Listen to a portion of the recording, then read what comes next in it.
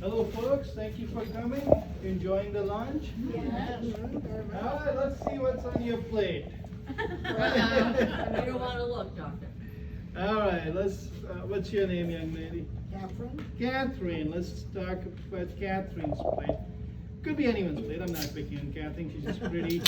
So I'll pick on her. So she got quarter of her plate with fruits and vegetables. Kudos to Catherine. Vegetable sandwich. She got a vegetable sandwich. The bread is it whole grain? Whole grain. It is whole grain? It looks white to me. There's white and the whole grain has little seeds on it. Okay. We'll give her benefit of doubt. We'll Okay. say whole grain. Though I think it's white. And then she has pasta salad, right? Yes. Alright, so how many you think in this room is that a good plate for seniors? Raise your hand. What we just described for Catherine. How many in this room you think that's a good plate she picked? No. Okay. One person here said no, so let's see. I'm gonna say yes. Okay, Jenny said yes. Then anyone else think that's a good plate? Okay, there's a gentleman there, there's a lady there, another lady there. She thinks she's right, so we count her in. And her friend, she won't talk to her if she don't raise her hand, so she raised her hand too. So about, I would say 30-40% think she picked a good plate. Alright, so that's a good start. I just always, before I give a talk, see where the room stands on their nutrition. So that's good. Good to know that we got 60% who think they're better than her. Alright, so let's start with this young lady here. What do you think you will do better than what Catherine has done in your plate? Well, first of all, the salad, the pasta. Okay. There's oil and all that in there. Okay. The sandwich, bread, there's all that other stuff in there. And a little bit of the turkey Okay. and lettuce.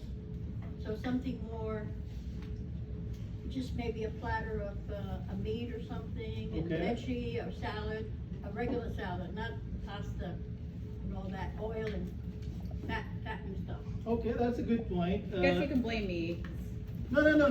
Listen, there's no blame here. It's all learning here. We're learning from each other. Some oils are good. Yes, we're going to come to that. It's a great point you bring. Not all oils are bad, so we're going to come to it. V8, okay. She's saying that V8, what you had for drinks here, Catherine? You didn't have anything. So, alright, so anyone in this room had water for drinks? We didn't have any water. Oh, we didn't have any water. There's no water? No water. No, I have no soda. water left. Oh. Alright, so then we can't, make it on the choices. There was no option. So I never drank soda. that would have been a good choice, and we'll come to why soda, diet, or any kind of soda. You should just rinse your mouth and spit it out. So we'll come to that in a minute. Alright, so good. Catherine did, I think, 80% good in my opinion. And she brought some good points, so we'll talk about that. So what's nutrition? Why we gathered here, why it's important. So, if you start imagining things, I think you retain better, in my opinion, because the picture memory, if you look at a dementia patient, I know how many of you have been caregiver for dementia, but I see a lot of dementia patients. I go to nursing homes. So let's start out with my introduction, because we started with nutrition first. Let's start out with who I am. So I've been in Pinellas County for 27 years doing internal medicine, primary care. And my wife is a family physician. We have a practice right here in Largo. And we have 3 nurse practitioners. So we have 5 provider practice. And we go to hospitals. So I go to Largo Med, Mont Plant, the Baker Hospital. But we are independent. We're not owned by any corporation. So, I moved from New York 27 years ago, and I never looked back. And I've been very privileged to take care of seniors. Geriatrics is my passion, and I'm a medical director in a nursing home at East Bay Rehab for the last 18 years. I go to one of the assisted living facilities. I'm the only physician there for the last 18 years, the Pinecrest place. And we go to other assisted living. So, if you ask me, I think my expertise is what you guys do, seniors. So I can say with confidence that what I'm saying is not just what my personal opinion is, it's what I learned over 27 years of practice with the seniors. So, that gives you a background why what I'm going to tell you will have weight, because I've learned it over the last 27 years dealing with seniors. So that's enough about me. So now let's talk about nutrition. Why nutrition is important. That's the building block, folks. If you don't eat well, you got nothing. If you consider body to be a temple, or a church, and if you give good offering to the body or your temple or your church, then you will have good constitution, good building blocks in your body, and the body will say thank you. But on the flip side, you keep eating, going to McDonald's and filling up with burgers, cookies, candies, soda pop, juices, ice cream, butter, non-stop meat. The body will say, shit, you don't care about me. That's a medical word, by the way.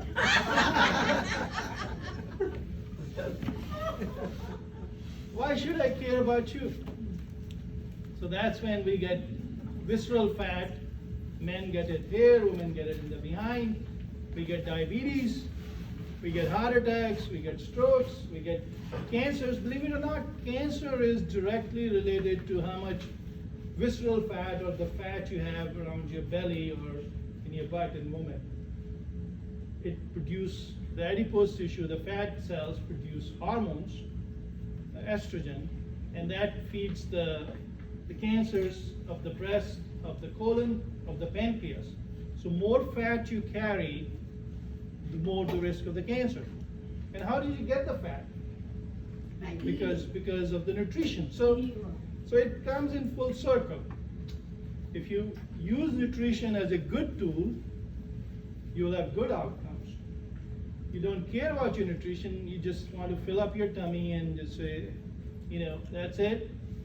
You're going to unfortunately have so-so outcomes.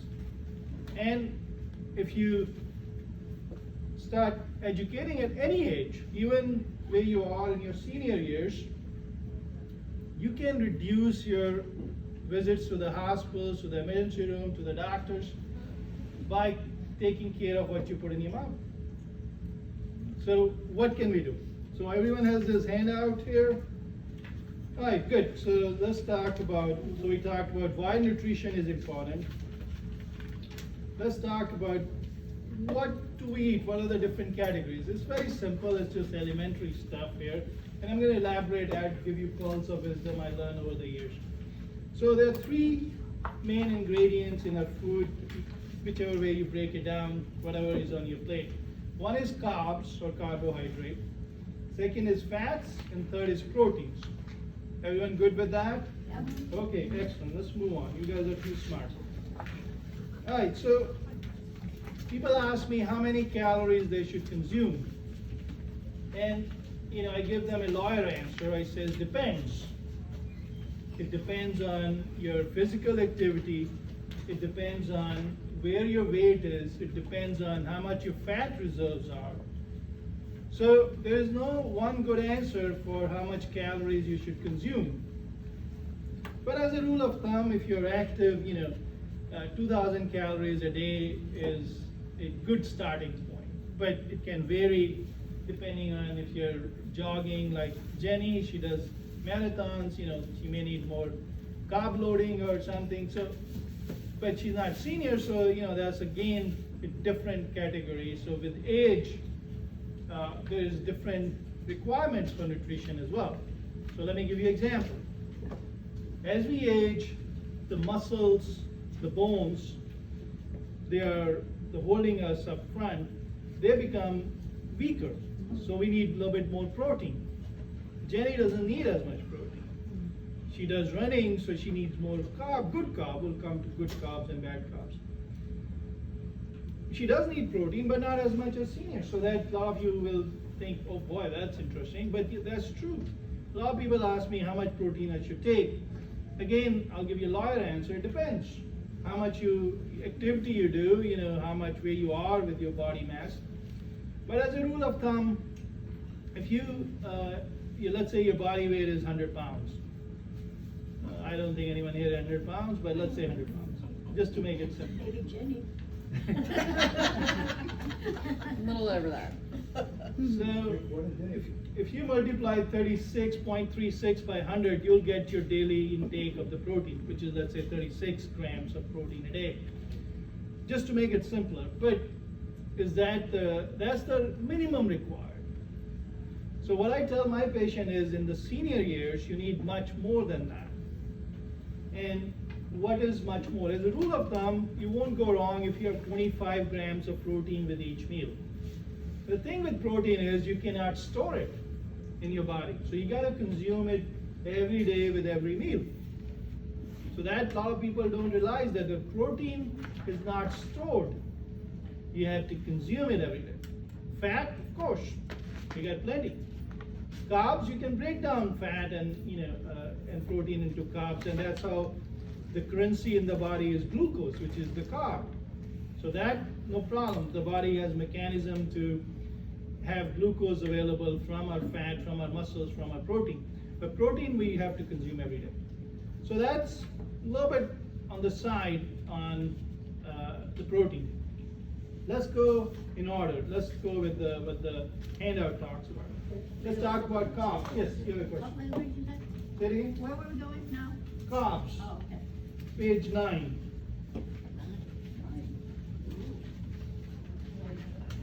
Oh, it's not this, it's just. Oh, it's different for them? It's Okay. not the whole presentation. Oh, I'm sorry, these are It's on two. slides, It's on so two. don't go by my numbers because It's on page 2. it's page 2, thank you. I don't have your handout, I have the slides handout because the system is not working. Right, so page 2, the carbs. So how do you categorize carbs? So there is complex carbs, the good one. And then there is simple carbs, which is what we talked about, the sugar, the milk sugar, the lactose, and the fruit sugar, fructose. These are not so good carbs. And what's the reason why we say one carb is good, one is bad? How did the bad carb got their rep, a bad rep? So if you look at the good carbs, what does they made of? They're made of beans, the peas, the lentils, the whole grains, the vegetables. They can give you good source of good carbs. So what's good about them? Why they're good? Anyone want to take a guess? No fat. Say it again. No fat. We'll talk about fat on a side, but that's a good guess. Just carbs per se, why the good carb is good, why bad carb is bad. I'll explain. So the good carbs are good because they don't go in your body and they go in the sugar. No, they don't do that. Let's say, Catherine had that, let's say white bread, or white pasta, or ice cream, or donut, or Canada Dry, or orange juice. If she had any of that, which is a bad carb, by the way, why is bad carb? You drink that, especially the liquid juices and liquid sodas, there is no fiber in that. There is no fiber. Why it's important? You drink that, it goes in your stomach, the first part of your digestion system. It gets absorbed like this. The pancreas say, hey, hold on. You loaded me up with the sugar here. I don't have that much insulin. The pancreas produces insulin. So now, what the body going to say? Hey, the body going to say, shit, I should have better pancreas. But, the pancreas get old too like we do. It's done 70,000 miles, 80,000 miles. If you're diabetic, it cannot do as much insulin. So now there is an imbalance. You got very high sugar, very low insulin. The body got to do something. So what does body do? Say, dump it. That's where it goes. Falls asleep. All to your belly or your butt. To the belly. Or your butt. All to your belly and your butt, folks. So if you're drinking liquid calories, even orange juice, you think orange juice is healthy, it's a marketing thing. It's not healthy. It's pure sugar. It just comes from oranges, but let's talk about orange. That's a good example. Try eating 2 oranges in one shot. Try it. 2 oranges, full oranges in one sitting. Can you do it? No. Why not? Filling. Why is filling? Good point. Fiber. Fiber, guys. So fiber is the $1 million ingredient we don't consume because it makes you full. The body says, let's cheat. Let's get a nice rush with the soda pop or juice. You feel good for 5, 10, 15 minutes because you got nice high glucose in your system. But then long term, you're suffering with diabetes, you're suffering with heart attack, you're suffering with stroke because of that. So that's why it's a bad carb, because it does not have enough fiber in it. And when it does not have enough fiber, it does not get absorbed slowly. You want things to get absorbed slowly. The reason for that, it gets you satiety, it gives you fullness. I'll challenge you guys, go to the Largo Mall or Clearwater Mall or any of the malls, countryside malls, sit there for 1 hour. Just enjoy a book, sit there. Any person you will see who is overweight will carry a tub of soda in their hand.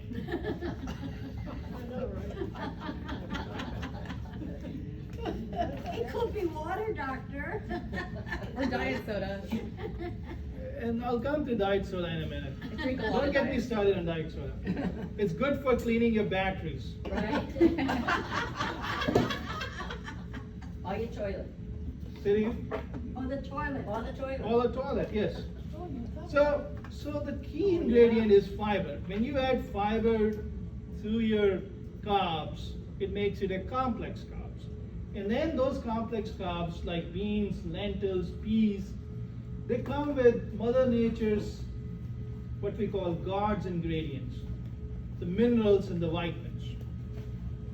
They get trapped in that complexity of the carb.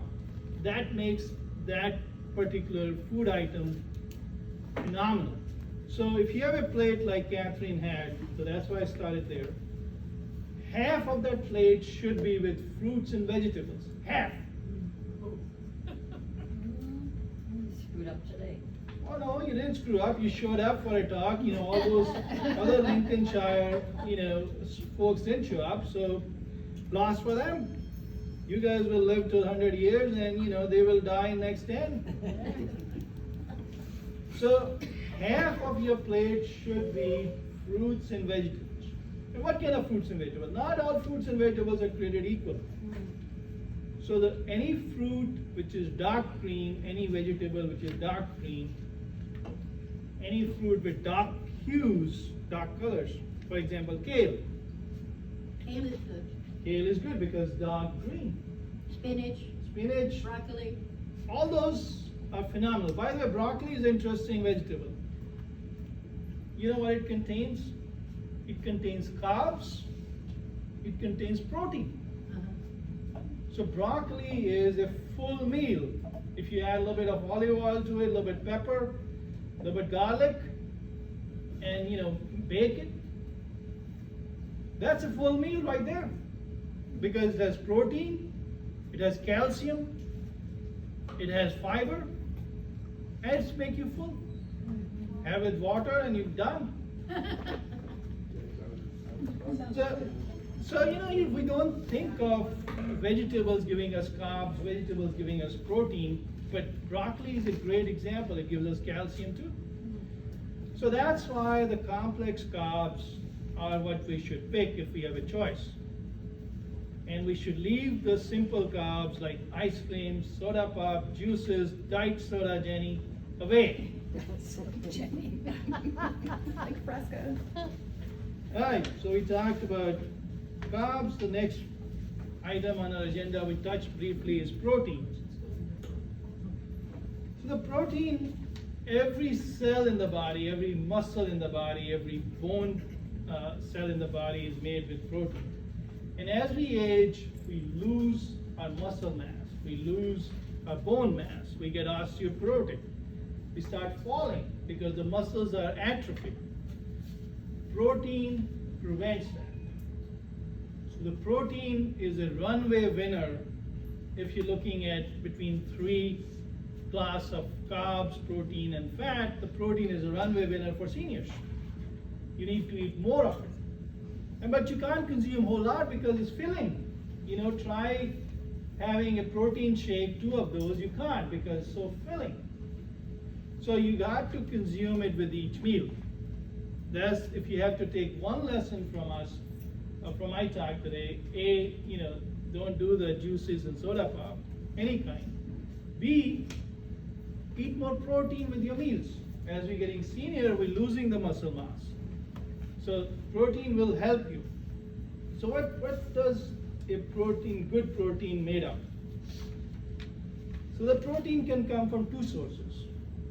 The animal protein and the plant-based protein. Raise your hand which you think is a better protein. Let's get a, okay. Plant? Okay, we got 1 hand, Plant? 2 hands, 3 hands, 4, 5, 6. All of you vegetarian here? No. So you know that it's good, but we you know, we grew up with a certain kinds of taste in our mouth since we are in our mother's womb. It's very hard to change that taste. So, you know, Arnold Schwarzenegger, you know, was prototype of meat-eating bodybuilder. He became vegetarian. You know, he started saying meat-free Monday. Why? Why the plant-based protein are being pushed so hard these days? Even NFL players are switching to plant-based protein. The reason is very simple. The animal-based protein, they don't have enough fiber, number 1. Number 2, the supply, the way they come, is not ideal. So if you're a farmer and you have chicken running in your backyard and you wring one chicken's neck and put it for your dinner, go for it. That's a lean chicken. You know what's a free-range chicken? What's the definition of free-range chicken in this country? They're not caged. Okay, let me give you the answer for that. This paper. If a chicken is raised on this size area, that's considered free range.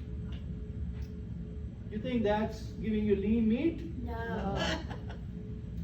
A chicken raised their whole life on this piece of paper is called free range chicken. Free range. And they charge you all that money for that. I would consider free range in a big area. That's what the picture they give you. Yes, But it's this not. is the technical definition of free range chicken. On a plant protein, for example, the plant has at least some freedom, you know, though there is fertilizer, there is pesticide, but at least the plant has some freedom to pick its nutrient from the ground. You can't force it, it will die. You know, you give too much potassium, you give too much nitrogen, the plant says, screw you, I don't want to live. But we as humans have figured out how to raise the animals for our feed with minimal space. A pig, a pork coming from a pig, they don't even let them change their side. So they are on one side for their whole life. Oh my. You think that's a lean meat? Yes. Why? So why there is less movement? How do the meat industry make money? Is by pounds. What constitutes pounds is fat. So, unless you're a farmer, you have a pig running around, they have a happy life, and 30 years down the line, Papa Pig is missing, and you know, you have a nice, you know, pork dinner, you know, tonight. So, you know, that's where the Papa Pig is. I'm good with that. You gave 35 good years to that. It's free roaming. But that's not how we're getting the food. You know, we go to supermarket, we go to Publix, we get nice pictures and we don't look at what's the source. The plants have a choice. The trees have a choice. What to take, what not to take. That's why you will get better options with the plant-based protein. Having said that, I'm not saying everyone needs to become vegetarian or anything. Just have more salmon, just have more lean meats, have turkey. Try having less red meat. That's the message here. I'm not saying all become vegetarian. You do, that's phenomenal. If you look at the UN report on environmental science, the number one thing which they are asking this year, the big report came out about 2 months back, how to reduce global warming. Number one thing they're asking people is not the solar panels on their roof. They're saying eat meat one less day a week. How is that connected with the global warming? You think about it, it's all about efficiency of food production. To raise a pound of, let's say, beef, cattle, what you do?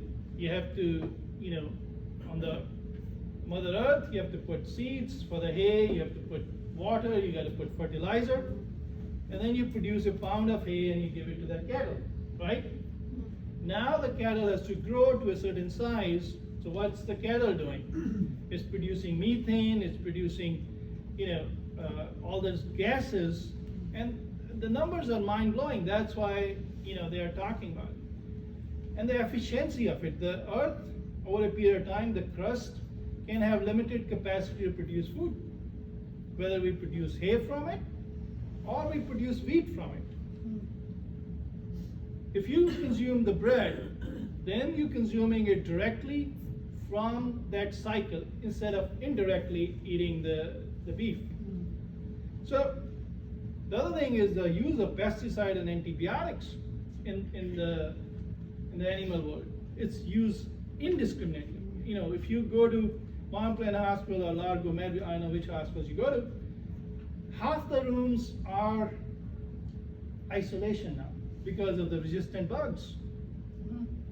And most of those resistant bugs come from the sewage of these big farms where the cattle are raised, where the pigs are raised, where the sheep are raised, because they don't want the animals to have infections, because then they lose money. So they just put antibiotics indiscreetly. So what does the antibiotic does? In those guts, in those skins, in those urine, is the multi-drug resistant bacteria breeding. So if you look at the big picture, if you can consume 1 day of the week plant-based diet, you will contribute to better nutrition. So that we are selfish, we think about what's in for me. Better nutrition, less global warming, less multi-drug resistant bugs for your kids and your grandkids, and yourself. So that's my take on the plant-based protein. A lot of people ask me, oh, how do I survive on plant-based? I've been eating meat and potatoes all my life. So the answer is very simple. You got to not be, it's not very difficult. So for example, whole grains. So my favorite whole grain is quinoa. Anyone eat quinoa here? Okay. So quinoa is what we call a God's grain from Latin America. It came from, I think, Peru or something. Ancient Aztecs used to. I had a bag of it. Right. So the quinoa has no taste. And it cooks faster than the rice, but it's the mindset. We didn't grew up in our kitchens, in our mom, and our dad having quinoa. So, it's not in our palate, and it's become hard if it's not in our palate. But give it a try. Try something different. If you put in a rice cooker, it takes half the time of cooking quinoa. You add beans to it, any kind of beans, garbanzo bean, chickpeas, black peas, pinto beans, green peas, chili to it, you got a full meal. You got whole grain, you got fiber, you got protein, and you got complex carb. So it's not hard. It will take you not more than 30 minutes to prepare that meal versus any meat dish. It's just the mind. We're not comfortable with that. We've not had it before, and we are uncomfortable. So think about it, add a little bit. I'm not saying 5 days a week, 7 days a week, 1 day a week. Try it. All right, so we talked about carbs. Any questions on the carbs? All right, so let's talk about the fat. Fats are very important, so they have been pushed down and looked bad at, but fats are very essential to our good health. So why they're essential? They provide fuel to our body. They enable our body to absorb vitamins. A lot of vitamins, you guys probably know or don't know, is fat soluble. So if you don't have enough fat in your food, we're not going to be able to absorb those fat soluble vitamins, for example, D. It maintains a hormonal balance. So, the testosterone, the estrogen, the progesterone, they're all made with fat. The brain needs fat, fatty acids. It makes you feel full. So if you add oil, for example, to your salads, and we'll talk about which oils, you become full with the salad. You add a little bit seeds or nuts to it, you totally become full. It's a full meal now. So why? Because it makes you full. The protein, the fat makes you full. So that's important. It adds flavors to the food. If you go to any restaurant, there are 2 ingredients I can promise, or maybe third, maybe later, but 2 ingredients I can promise they give you tons of. One is butter, and the other is salt. Butter and salt? That's given in, you look at fries, for example. Why we, get a pack, we can't stop eating? Because it's flavorful, it's tasty. It's because of salt and the fat. So the fats are important. It adds flavors. It makes it palatable. It makes us have more of them. So what kind of fats we should eat? So if you look at the fats, there are different kinds. There's polyunsaturated, and then there is saturated. Which one is good? Catherine, you're awake? Which fat is good? Polyunsaturated or saturated? Unsaturated. Alright, she's right. Unsaturated, polyunsaturated.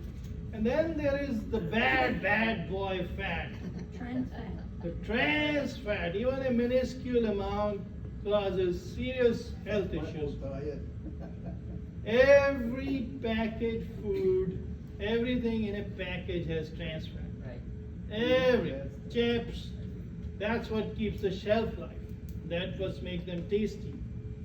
Every fast food like French fries have dollops of trans fat. So once a week, once a month, sure. But any processed food will have trans fat, period. And they all cause heart attacks, strokes, diabetes, cancers, even in small amount.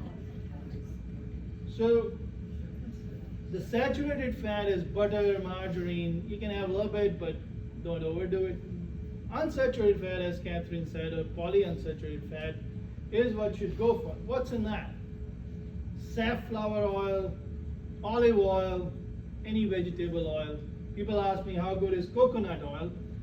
Moderation, the not more than a tablespoon a day, because it's saturated fat. But it's good for your brain, so I don't stop it, but not more than a tablespoon a day.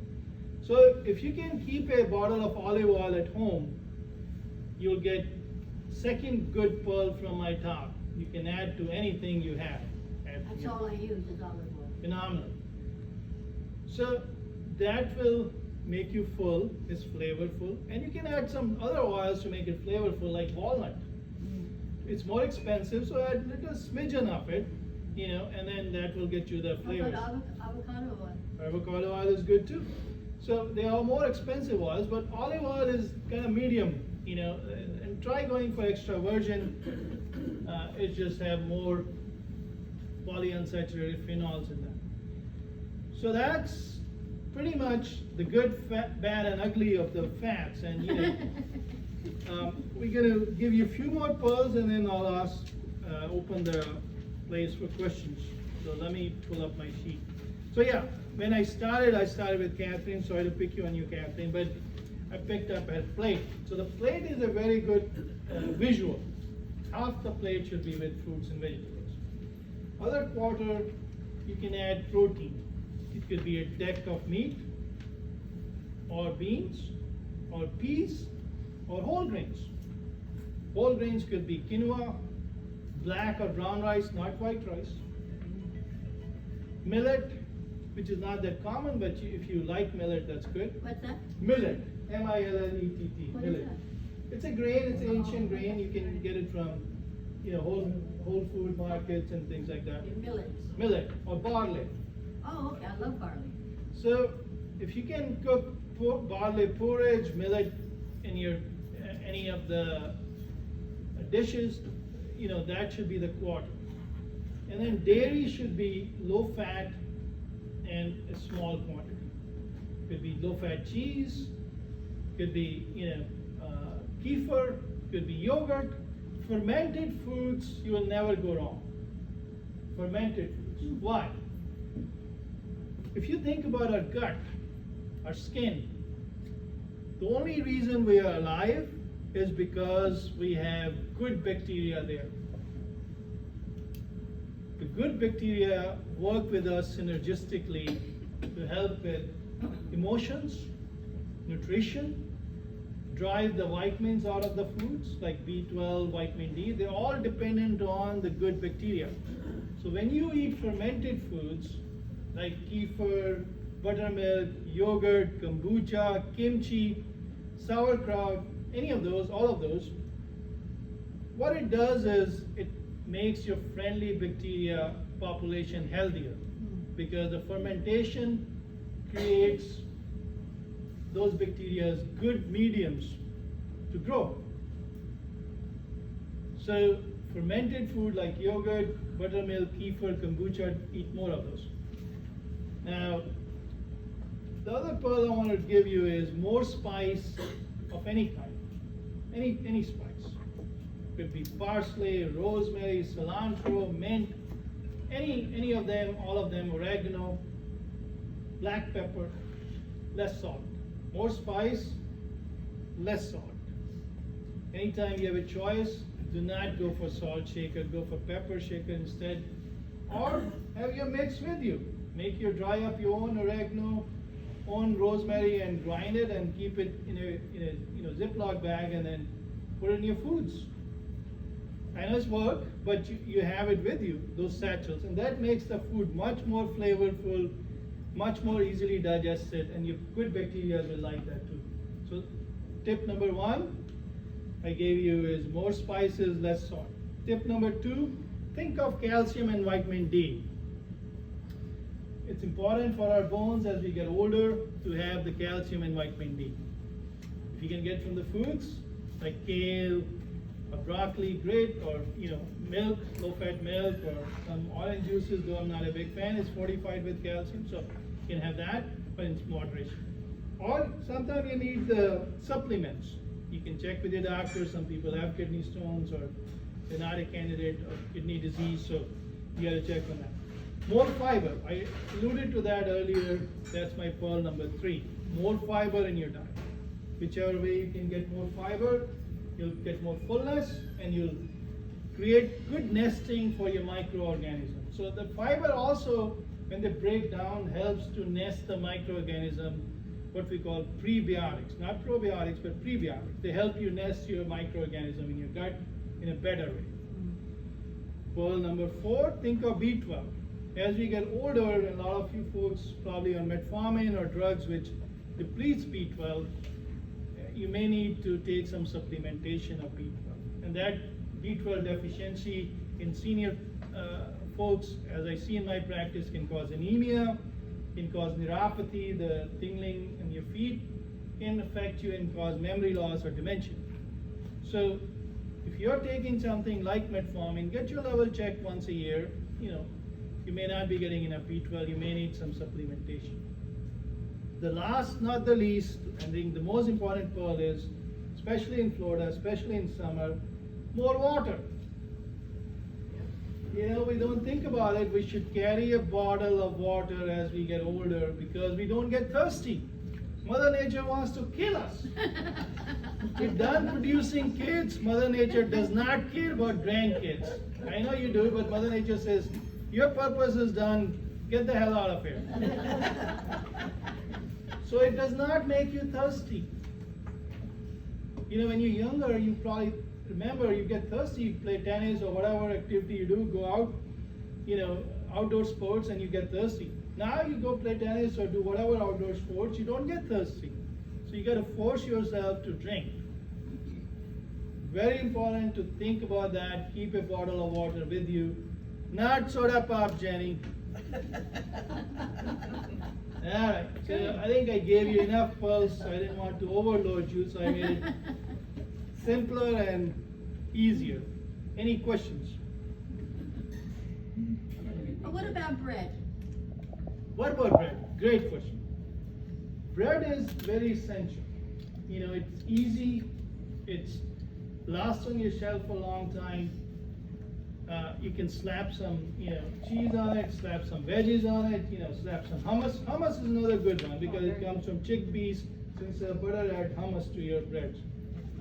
So it makes it easier to consume, and it's cheap. Relatively, now everything is up.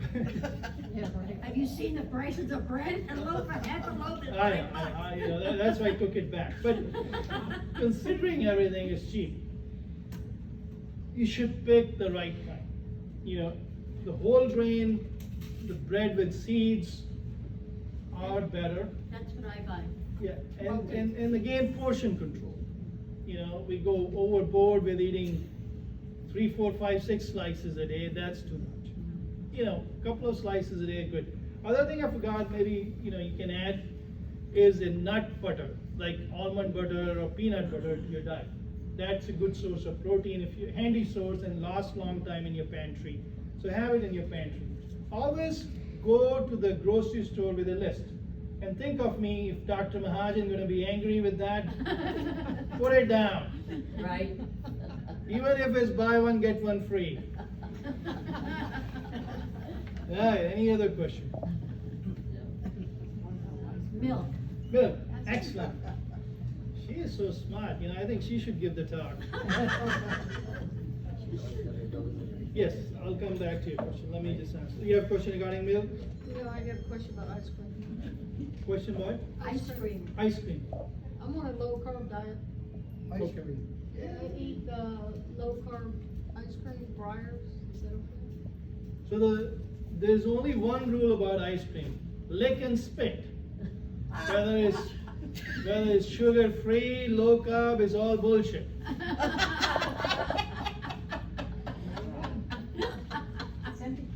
Lick and stick. That's a good one. So that answers ice cream. Let's talk about milk. Milk is essential. I think the only problem with milk is as we get older, and a lot of you folks are in your 70s, 60s, and 80s here. There you go. As we get older, we get lactose intolerant. Huh? That means the milk does not get digested as well by our gut. So, you get more bloated, So, yes, listen to your gut. If your gut says, yes, I can take it in moderation, yes, maybe low fat, yes. But if your gut is saying no, there's so many alternatives to milk these days. If you go in the milk oil or alternative milk oil, there's oat milk, there is soy milk, there is almond milk, and they are okay. Just get the one without flavoring, without added sugar to it, because you get carried away. Oh, geez, good. Let me, and then make sure you get the one with the least calories on those. So yes, milk is good, but listen to your body. Any other question? All right, folks, thank you for your attention, and I appreciate it. And Jenny, thank you for lunch. Absolutely. Yes, thank you.